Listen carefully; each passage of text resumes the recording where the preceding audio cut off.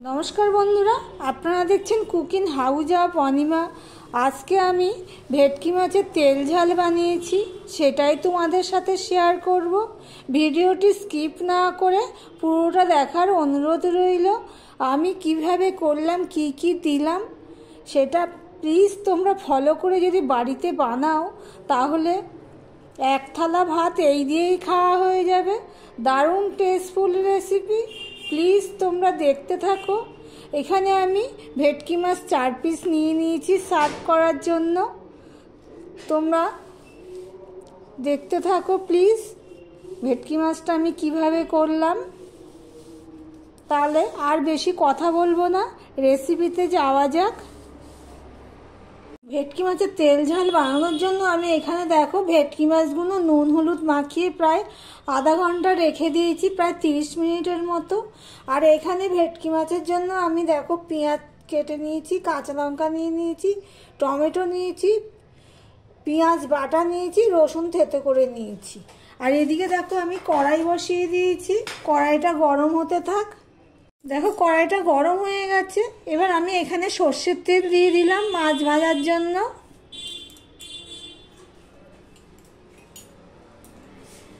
গ্যাসের ফ্লেমটা আমি একটু বড় করে দিলাম যাতে তেলটা তাড়াতাড়ি হয়ে যায়।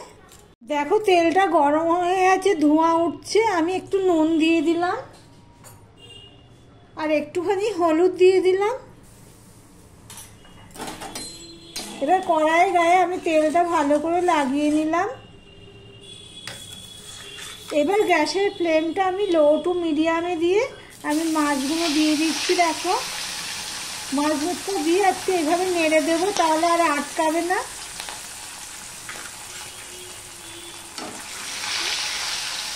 দেখো এইভাবে নেড়ে দিলাম। মাছের এক পিঠটা হয়ে গেছে, এবার আমি উল্টে দেবো। মাছগুলো আমি বেশি কড়া করে ভাজবো না, আবার একদম হালকা করেও ভাজবো না। অপর পিঠটা আমি উল্টে দিলাম। এই পিঠটা হয়ে গেল, আমি মাছগুলো তুলে নিচ্ছি। দেখো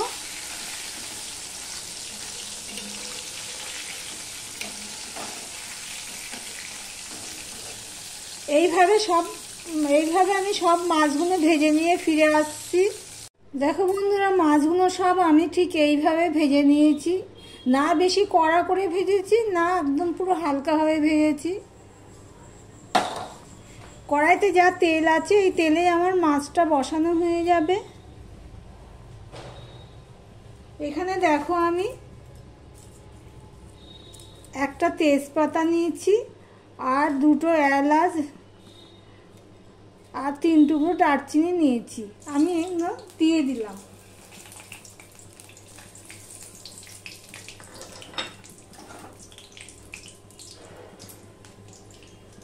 গোটা গরম মশলাটা আমার ফোড়নে হয়ে গেছে। দেখো এবার আমি যে কুচানো পেঁয়াজটা আছে সেটা আমি দিয়ে দেব।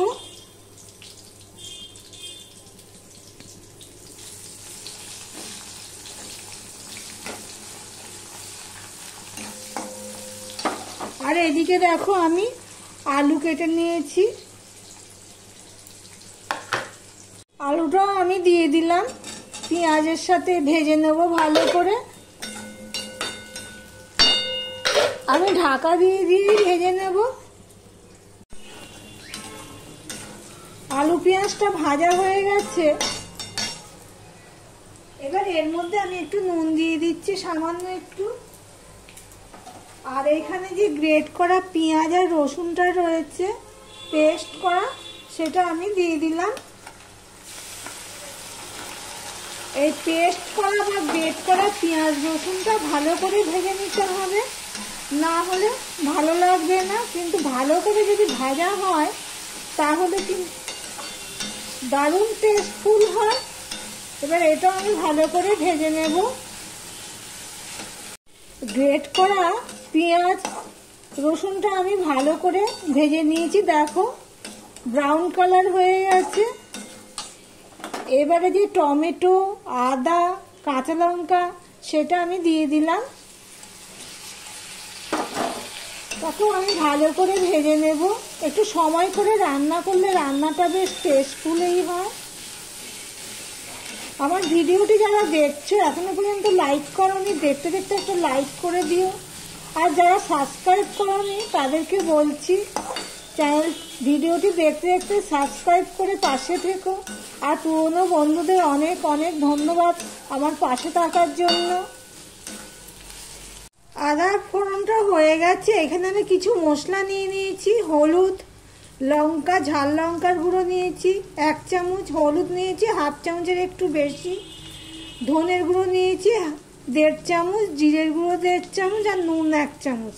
এগুলো আমি দিয়ে দিলাম।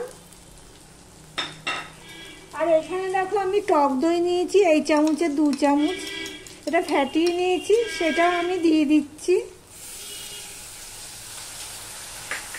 আর টক দইটা যেহেতু নিয়ে দিচ্ছি তার জন্য একটুখানি চিনি দিয়ে দিলাম,